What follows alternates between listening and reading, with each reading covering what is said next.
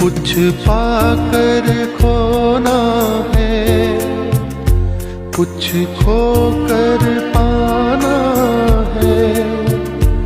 जीवन का मतलब तो आना और जाना है। दो पल के जीवन से एक उम्र चुरानी है।